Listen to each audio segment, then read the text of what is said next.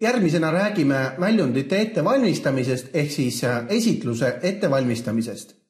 Ja siin peatükis me vaatame lähemalt, kuidas on võimalik oma esitlusele lisada siirdeefekti, erinevaid animatsioone ja määrata siis seda, et kas ma hakkan oma esitlust hiljem kuvama näiteks siis graafoprojektoriga või mingil muul moel.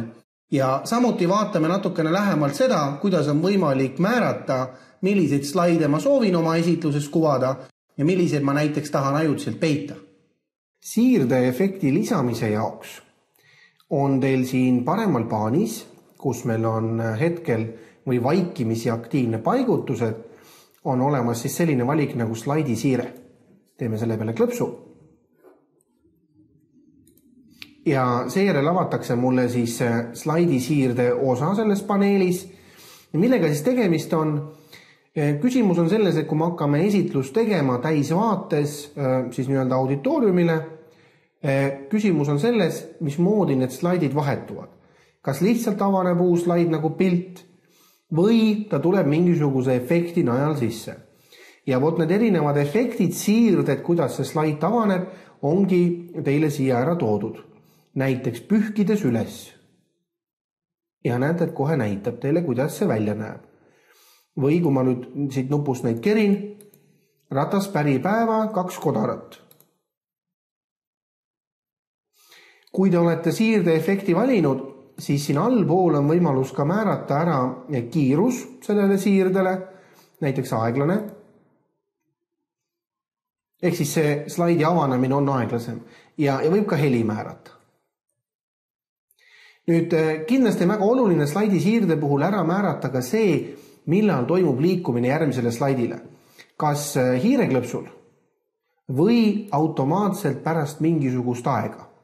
Muide, kui te panete automaatselt mingisuguse aja, mis järel slaid peaks automaatselt vahetuma, siis ega tegelikult toimivad ka klaviatuuriklahvid ja hiir.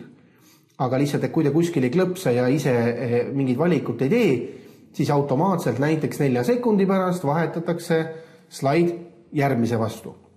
Ja nüüd allpool on siis ka selline valik, et juhul kui te nüüd praegu ei vajuta rakenda kõigile slaididele, siis kõik see, mis te määrasite, jääb ainult sellele konkreetsele slaidile. Aga juhul, kui te ikkagi tahate, et kõik slaidid oleksid ühesugused, ilmuksid sarnaselt oma siirde mõttes, siis kindlasti klõps ka rakenda kõigile slaididele.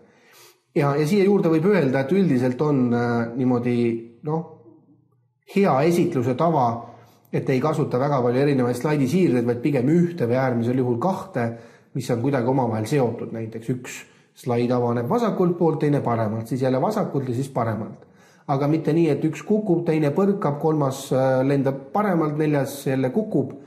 Ehk siis, et ei tee seda esitluse jälgimist väga raskeks.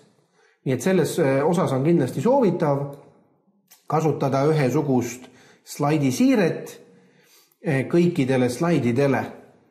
Ja nüüd, kui te olete klõpsanud rakenda kõigile slaididele, siis nii ta ka juba on ja kui te tahate proovida, siis te võite siit kiirnupust slaidiseansi käivitada või nagu me oleme ka juba rääkinud, siis F5 klahv on see, mis käivitab slaidiseansi ja näete, et nüüd ilusti need slaidid ka ilmuvad vastavalt, nagu sai määratud.